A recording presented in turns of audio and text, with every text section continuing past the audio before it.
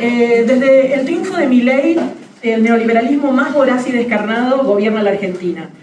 Sin embargo, lejos de la fortaleza de la que presume incluso la propia oficina presidencial, no consigue afianzar su hegemonía. Por arriba, los conflictos evidentes con los gobernadores, incluso de sectores aliados políticamente, y distintos sectores capitalistas de las provincias, y las recurrentes crisis internas de su propia fuerza política. Por abajo, la emergencia de una todavía minoritaria expresión de autoorganización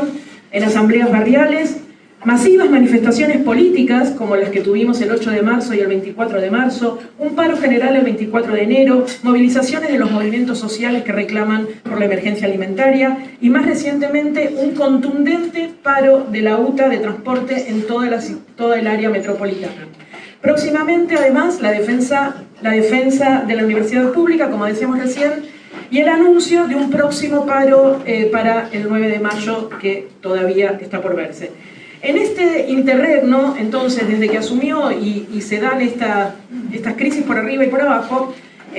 algunos sectores de la oposición se prestan a colaborar explícitamente con el gobierno y otros mayoritarios, como Unión por la Patria, se conserva su rol de opositor con cierta mesura, intentando no transformarse totalmente en un obstáculo en las calles para la gobernabilidad de Milei. En esta situación, el gobierno se esmera enloquecidamente en una batalla cultural que apunta, entre otras cosas, a lo estatal y a los feminismos.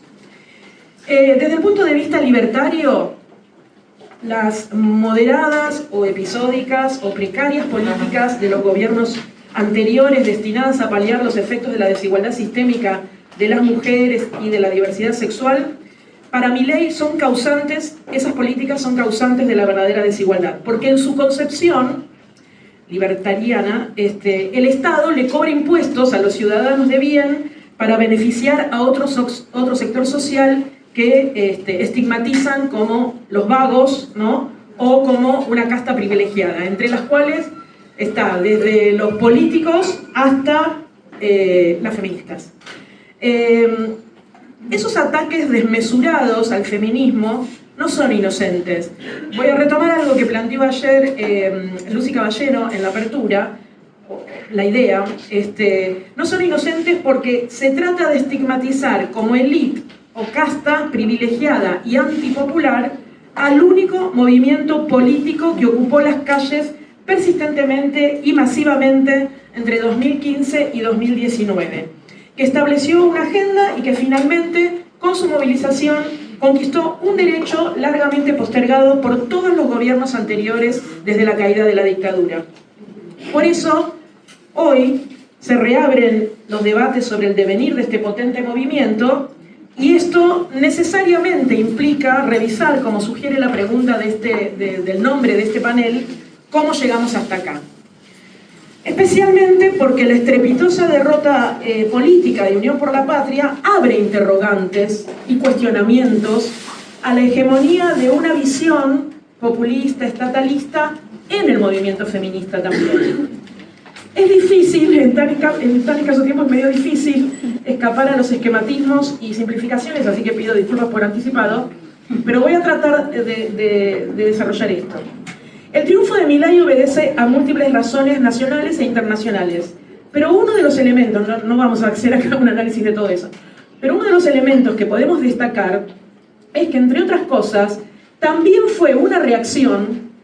a un sobrecargado discurso estatal sobre derechos del gobierno anterior, combinado con un ajuste económico ortodoxo dictado por el Fondo Monetario y que hizo que el periodo finalizara con la legalización del aborto, pero también con un 45% de la población empobrecida y una inflación descomunal.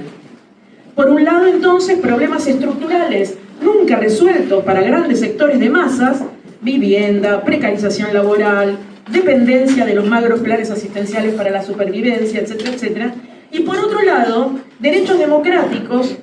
que conquistamos en las calles, que la derecha libertaria supo presentar hábilmente como antagónicos con los derechos económicos. Lamentablemente, no solamente la derecha libertaria hizo esto, sino también incluso algunos otros sectores con los que compartimos la lucha por la legalización del aborto, entre otras cosas. Las políticas estatalistas, redistribucionistas, de ampliación de derechos o radicalización de la democracia, para usar el término que convoca este encuentro, terminan convirtiéndose, como dijo un antropólogo que sacó un libro, hizo una investigación sobre qué es el fenómeno Milei, terminan convirtiéndose en una mímica cuando se despotrica contra el empresario Galperín, por poner un ejemplo, pero hasta los sectores más progresistas del entonces oficialismo aprueban en el Congreso otorgarle beneficios impositivos a su empresa. O cuando se denuncia permanentemente la estafa de la deuda ilegítima, obviamente compartido por todas nosotras, que asumió el gobierno de Macri, pero se elige pagarla religiosamente aprobando los presupuestos de ajuste que dictan los acreedores. Frente a la situación actual, donde esos derechos están permanentemente amenazados y los problemas estructurales no resueltos anteriormente no solamente no se van a resolver ahora, sino que se van a profundizar, se están profundizando, ¿cuál es la alternativa? Y esta es otra de las preguntas que había para esta mesa. Si el movimiento feminista no nos esforzamos y autocriticamos permanentemente para preservar nuestro carácter de movimiento de lucha independiente de los partidos políticos que gobiernan, está condenado a oscilar entre la institucionalización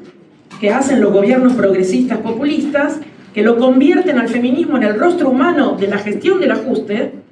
o ser demonizados por la derecha, que lo va a mostrar como algo indistinguible de esa gestión. Actualmente vuelve a debatirse la opción de esperar con mayor o menor pasividad a que pase lo peor y prepararse para retomar, probablemente en unas lejanísimas elecciones, las riendas del Estado capitalista argentino, el mismo Estado que es el vehículo del ajuste neoliberal. Y desde allí, si fuera probable, tener algunas políticas tibiamente redistribucionistas, regatear un poco más el ajuste fiscal mientras se sigue sometiendo el país a los dictados del Fondo Monetario, pagando la deuda con una actividad económica cada vez más brutalmente extractivista. Todo esto partiendo además de una degradación aún mayor de las condiciones de vida de las masas que nos va a dejar este gobierno actualmente, si no logramos justamente derrotar su política hambreadora y criminal ya, es decir, ahora, no esperar hasta el 2027. Y de la premisa también de que nunca hay más opciones que elegir entre dos males, uno mayor y otro que frente a este aparece como menor. El Estado capitalista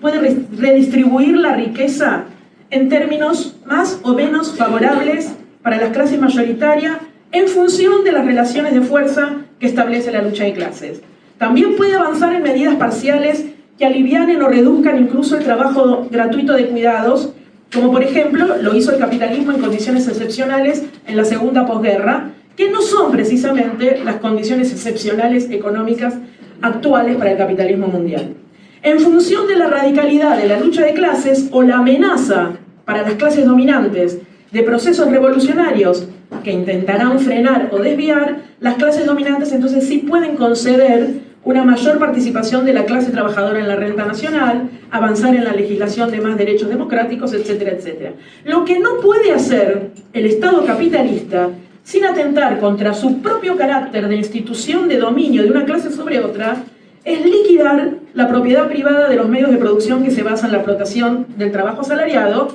y eliminar radicalmente la privacidad del trabajo gratuito de reproducción de la fuerza de trabajo, que es lo que realizan las mujeres en el ámbito doméstico. Ninguna ampliación de derechos del Estado, ningún Estado ampliado, puede resolver de manera íntegra y duradera los problemas estructurales que afectan a las masas trabajadoras, pero de manera redoblada a las mujeres y a la diversidad sexual. Es decir, en los estrechos marcos del capitalismo, y mucho más impensadamente aún en esta fase neoliberal a ultranza en un país dependiente como es Argentina, sometido a la sangría permanente de los organismos financieros internacionales, es imposible radicalizar la democracia, lo que significaría, en nuestra interpretación, extender la igualdad política también a la igualdad social y económica. En primer lugar, porque esa es la misma quintesencia de las democracias capitalistas, que la igualdad ante la ley de los ciudadanos que concurren libremente en el mercado revista de misticismo la relación no igualitaria entre propietarios del capital y quienes deben vender su fuerza de trabajo a cambio de un salario que apenas garantiza su propia reproducción como tal. Y en segundo lugar, porque el pacto democrático fundante de las democracias se apoya en, y al mismo tiempo oculta, la división entre lo público y lo privado, donde las mujeres nunca terminan de ser ciudadanas de la misma categoría que los ciudadanos, ni alcanzan una igualdad económica respecto de los miembros masculinos de su propia clase, porque cargan con la reproducción social de la fuerza de trabajo, lo que limita históricamente, como grupo social incluso mayoritario de la sociedad, su participación en los ámbitos públicos de la producción y el mercado, como también su acceso pleno a los derechos del Estado ampliado incluso, y el ejercicio de la política en su sentido más amplio. Sin duda, el movimiento feminista no tiene la fuerza por sí solo para derrotar a los capitalistas y su Estado, ni siquiera a este episódico gobierno de Milei. Pero mientras se limite la perspectiva de los feminismos a pelear solo por ampliación de derechos democráticos y a la clase trabajadora a pelear solo por reivindicaciones económicas y corporativas, sin duda no hay ninguna posibilidad siquiera de imaginarlo.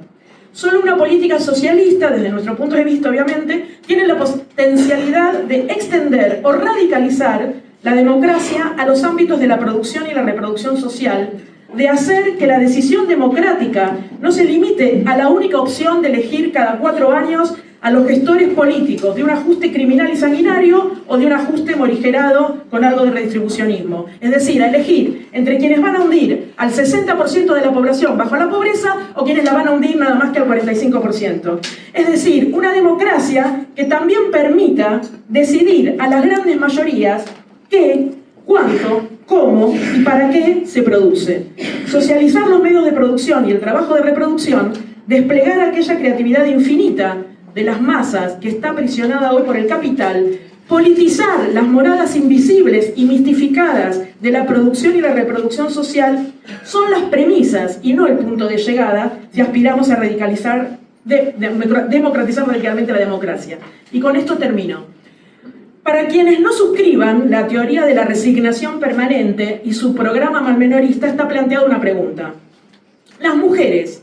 ¿no expresan ya, no estamos expresando ya molecularmente que seremos vanguardia en esta nueva crisis en ciernes para resistir no solo el embate de derechos que hacen las derechas contra nuestras conquistas democráticas, sino también a las plagas que el FMI, los capitalistas y sus gestores políticos descargan sobre el pueblo trabajador una y otra vez, incluso ahora en una versión reloaded, en una versión recargada? Es una pregunta. Verificar la hipótesis, o una hipótesis, verificar la hipótesis requiere, en primer lugar, luchar porque esa perspectiva se despliegue en toda su potencialidad y que no quede encorsetada en otro episódico proyecto electoral que termine encumbrando en el poder al menos malo, decepcionando a las amplias mayorías, imponiendo el silencio y la pasividad al movimiento feminista para no hacerle el juego a la derecha. Esa es la perspectiva política con la que militamos cotidianamente en las escuelas, las universidades, los hospitales, las fábricas, los barrios, las empresas, las y les compañeras de pan y rosas. La resistencia, los combates y las renacidas formas de autoorganización de hoy son, frente al gobierno de Milei, son el germen de un futuro que apostamos a desplegar desde la actualidad de este presente. Muchas gracias.